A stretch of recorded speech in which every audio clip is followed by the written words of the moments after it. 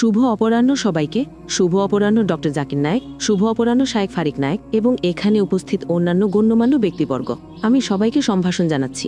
আমার সহপাঠীরা, ঠিক আছে, শায়েখ ফারিক নায়েকের প্রথম লেকচারটি সম্পর্কে তিনি বলেছিলেন যে কুরআন হলো মানবতার সমস্যার সমাধান। ঠিক আছে, তো আমি শুধু জানতে চাই মানবতার সমস্যাটা আসলে কি? হ্যাঁ, মানবতা সেই সমস্যাটা কি যার সমাধান হলো কুরআন? এটাই আমার প্রশ্ন।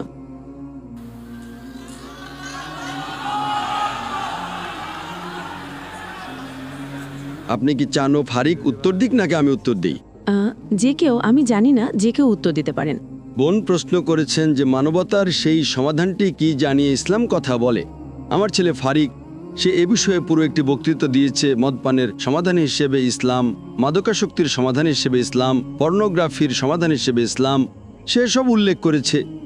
আমার মনে হয় আপনি তার বক্তৃতাটি শোনেননি। স্যার, আমি এটা শুনিনি। আপনি শুনেননি তো আপনি নিশ্চয়ই চান না যে আমি তার পুরো বক্তৃতাটি আবার পুনরাবৃত্তি করি। সে উদাহরণ দিয়েছিল কিভাবে। দুঃখিত, আসলে মানবতার সমস্যাটা কি যার সমাধান কুরআন? হ্যাঁ, মানবতার অনেক সমস্যা আছে। উদাহরণস্বরূপ, মানবতার মধ্যে পুরুষের চেয়ে নারীর সংখ্যা বেশি। যদি প্রতিটি পুরুষ একজন নারীকে বিয়ে করে, তবুও অনেক নারী অবিবাহিত থেকে যাবে।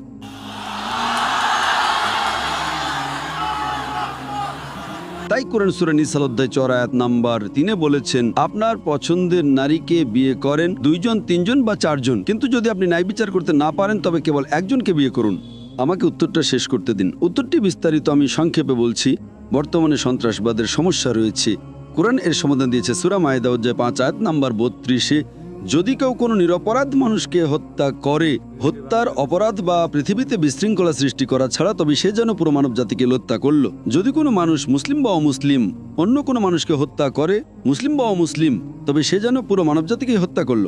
আর যদি কেউ অন্য কোনো মানুষকে বাঁচায়, সে মুসলিম বা অমুসলিম যেই হোক, সে যেন পুরো মানব জাতিকে বাঁচালো। পৃথিবীতে এমন কোনো ধর্মগ্রন্থ নেই, এমনকি বাইবেলেও এমন কোনো আয়াত নেই যা কোরআনের এই আয়াতের কাছাকাছি। এটা কি সন্ত্রাসবাদের সমাধান নয়? হ্যাঁ অথবা না? ঠিক আছে স্যার। আজকে মদপানের সমস্যা। প্রতি বছর 40 লাখেরও বেশি মানুষ অ্যালকোহল বা মদের কারণে মারা যায়। বাইবেলে যীশু খ্রিস্ট, তার উপর শান্তি বর্ষিত হোক, তার প্রথম অলৌকিক কাজটি ছিল পানিকে মদে পরিণত করা। ঠিক আছে, দুঃখিত।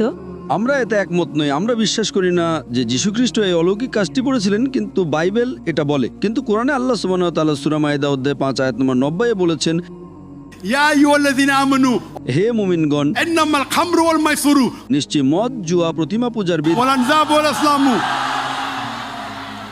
আর ভাগ্য নির্ধারণের তীর, এসব শয়তানের অপবিত্র কাজ।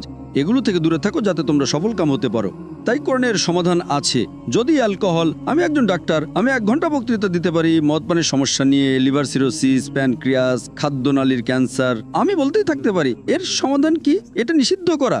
তাই ইসলামের কাছে এক এক করে সব সমস্যার সমাধান আছে। আমি যদি বলি তাহলে 10 ঘন্টার সময় লাগবে। তাই আমার ছেলে মানবতার কিছু সমস্যা তুলে ধরেছে আর সমাধান দিয়েছে, আর বলেছে ইসলাম হলো মানবতার সমস্যার সমাধান। তাই আপনি যদি বক্তৃতাটি আবার শুনতে চান তাহলে ইউটিউবে গিয়ে টাইপ করতে পারেন, ফারিক Naik is Islam, the solution for humanity, আর লেকচারটি পেয়ে যাবেন। আপনি এটা আবার দেখতে পারেন এবং ইনশাআল্লাহ আপনি নিশ্চিত হবেন। ঠিক আছে স্যার, দয়া করে আমি কি কিছু বলতে পারি? অবশ্যই। ঠিক আছে স্যার, যদি মানবতার জন্য কোনো সমস্যা থাকে, এখন আমরা সবাই তো মানুষ, তাই না? এবং মানুষের সাধারণত এমন একটি নির্দিষ্ট সমস্যা থাকার কথা যেটা সবার ক্ষেত্রে প্রযোজ্য। বিষয়টা এমন না যে ঠিক আছে, আজ সে গরিব, তার টাকা নেই, আমি ধনী। ধনী হওয়া বা গরিব হওয়া কোনো সমস্যা নয়, ঠিক আছে, কারণ সে ধনী বা আমি গরিব হচ্ছি সেটা সমস্যা নয়। কিন্তু আমি যা বলছি সেটা হলো একটি সমস্যা তখনই মানবতার সমস্যা হবে যখন তা সবার ক্ষেত্রে প্রযোজ্য হবে। তো এখন আমি জানি না, আমি একটা বিষয় তুলে ধরতে চাই, কারণ আমি একজন বিশ্বাসী, আমি একজন খ্রিস্টান। এখন আপনার এমন একটি সমস্যা থাকার জন্য যা সবার ক্ষেত্রে প্রযোজ্য, এটা এমন কিছু হতে হবে যা সবার অংশগ্রহণ এবং এটা সার্বজনীন। তো এখন যেমন পাপ হলো পৃথিবীর সবার সমস্যা, কারণ আপনি আমাকে বলতে পারবেন না যে আমি কোনো ভুল কাজ করিনি বা সে কোনো ভুল কাজ করেননি, কিন্তু পাপ সার্বজনীন। দারিদ্র্য এমন কিছু যা মানুষ ধনী হয়, মানুষ গরিব হয়, তাই এটি সার্বজনীন না। কিন্তু পাপ এমন কিছু যা সবার জন্য সার্বজনীন এবং যা সবার ক্ষেত্রে প্রযোজ্য। এবং আমরা যা দেখেছি, খ্রিস্ট এই পৃথিবীতে এসেছিলেন, ঈশ্বর এই পৃথিবীতে এসেছিলেন তা পূরণ করতে। আমি আপনার প্রশ্ন শুনেছি বোন বলছেন তিনি এমন সমস্যার কথা বলছেন না যা কেবল কিছু মানুষের জন্য, যেমন সে ধনী বা সে গরিব। এটা কি একটা সমস্যা না? সে কি মানুষ নয়? এটা একটা সমস্যা। এটা হয়তো সার্বজনীন সমস্যা নাও হতে পারে। আমি সার্বজনীন সমস্যায় পরে আসছি। ইসলামের কাছে সার্বজনীন সমস্যার সমাধান আছে, আবার ব্যক্তিগত সমস্যার সমাধান আছে। এটাই কোরআনের সৌন্দর্য। গরিব হওয়ার সমস্যা নেই। যদি এটা সমস্যা না হয় তাহলে আপনার সব টাকা আমাকে দিয়ে দেন। যদি গরিব হওয়া স্যার যদি গরিব হওয়ার সমস্যা না হয় তাহলে আজ আমি চ্যালেঞ্জ করছি আপনার সমস্ত সম্পদ আমার নামে করে দেন। আপনি কি এটা করবেন? না, গরিব হওয়া একটা সমস্যা। তাই বোন প্লিজ বলবেন না যে গরিব হওয়ার সমস্যা নয়, কারণ আপনি ধনী। কেবল আপনি ধনী বলে আপনি বলছেন গরিব হওয়ার সমস্যা নয়। আমি আপনার সঙ্গে একমত নই। থামুন বোন, থামুন, আমাকে উত্তরটা শেষ করতে দিন। সুতরাং গরিব হওয়া একটা সমস্যা। সমাধান কি? আমি একমত যে বেশিরভাগই গরিব, কিন্তু সবাই নয়। সমাধান কি? জাকাত। প্রত্যেক ধনী ব্যক্তির যা সঞ্চয় নিসাব পরিমাণের বেশি, যার কাছে 85 গ্রামের সোনা আছে, তাকে 2.5% দান করতে হবে।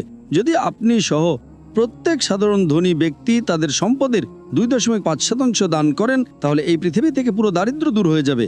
একটা মানুষও খেতে না পেটে মারা যাবে না। এবার আপনার প্রশ্নে আসি। আমি একমত যে দারিদ্র বেশিরভাগ, কিন্তু সবার নয়। মদপান কারো কারো সমস্যা, সবার হয়তো নয়। আমি আপনার সঙ্গে একমত। আপনি বলছেন যে পাপ একটা সার্বজনীন সমস্যা। আমি আপনার সঙ্গে দ্বিমত পোষণ করছি। প্রত্যেকটা শিশু মাসুম বা নিষ্পাপ হয়ে জন্মায়, সে পাপহীন। এটা আপনার ভুল ধারণা। আপনি একটা বাইবেলের আয়াত দেখান যে বাইবেল বলছে আপনার সাথে পাপ নিয়ে জন্ম হয়েছে। আপনি বলছেন খ্রিস্টান, সবাই জন্মায়, আপনি বাইবেলে জানেন না। বাইবেল বলছে দ্য বুক অব এজিকিয়েল অধ্যায় 18 আয়াত নম্বর 20, যে আত্মা পাপ করবে সে মারা যাবে। দ্য সোল দ্যাট সিনেথ ইট শাল ডাই। যে আত্মা পাপ করবে সে মারা যাবে। আপনি আদি পাপের কথা বলছেন, তাই না? যে আদম আপেল খেয়েছিলেন, ইভ আদমকে প্রলোভিত করেছিলেন আপেল খেতে, আর সবারই পাপ নিয়ে জন্মেছে। এটা আপনার বাইবেলের ভুল তথ্য। বাইবেল কি বলছে? বাইবেল বলছে দ্য বুক অফ এজিকিয়েল অধ্যায় 18 আয়াত নম্বর 20, যে আত্মা পাপ করবে সে মারা যাবে, কিন্তু পুত্র পিতার অপরাধ বহন করবে না, আর পিতাও পুত্রের অপরাধ বহন করবে না। যদি ব্যক্তি ফিরে আসে তাহলে সে মারা যাবে না। তাহলে এর মানে বাইবেল অনুযায়ী পাপ উত্তরাধিকার সূত্রে পাওয়া যায় না। ইসলামে প্রত্যেকটা শিশু মাসুম বা নিষ্পাপ হয়ে জন্মায়। সে মুসলিম বা খ্রিস্টান বাবা মায়ের কাছেই জন্মাক না কেন, সে বাচ্চা নিষ্পাপ। তাই আমি আপনার সঙ্গে দ্বিমত করছি যে পাপ হচ্ছে একটা সার্বজনীন সমস্যা বড় হওয়ার পর। কারণ প্রিয় নবী বলেছেন, যদি কোনো শিশু অজ্ঞতার কারণে কিছু করে তাহলে সেখানে কলম তুলে নেওয়া হয়, সে দায়ী নয়। যদি 3 বছরের ছোট কোনো বাচ্চা ভুল করে তাহলে তাকে দোষ দেওয়া যাবে না। তাই ইসলামে সবাই পাপহীন নয়, এটা চার্চের ভুল শিক্ষা। বাইবেলও বলছে যে আত্মা পাপ করবে সে মারা যাবে। হ্যাঁ, কিন্তু পুত্র পিতার অপরাধ বহন করে না। তাহলে আপনি দেওয়া এই উদাহরণটা যে পাপ সার্বজনীন, একটা ভুল উদাহরণ। এটা আপনার বাইবেলের শিক্ষার বিরোধী। কিন্তু ইসলামের পাপেরও সমাধান আছে। ইসলাম, আপনি যদি পাপ থেকে দূরে থাকতে চান তাহলে কোরআন মেনে চলেন। কোরআন মেনে চলেন, পাপ থেকে দূরে থাকার সমাধান আছে কোরআনে। পাপ মানে এমন কিছু যদি আপনি করেন তাহলে আপনি শাস্তি পাবেন। কোরআন মেনে চলেন। কোরআন দেখায় মানুষের জন্য কোনটা ভালো আর মানুষের জন্য কোনটা খারাপ। আশা করি উত্তরটি পেয়েছেন। আসসালামু আলাইকুম। ভিডিওটি ভালো লাগলে চ্যানেলটি সাবস্ক্রাইব করুন।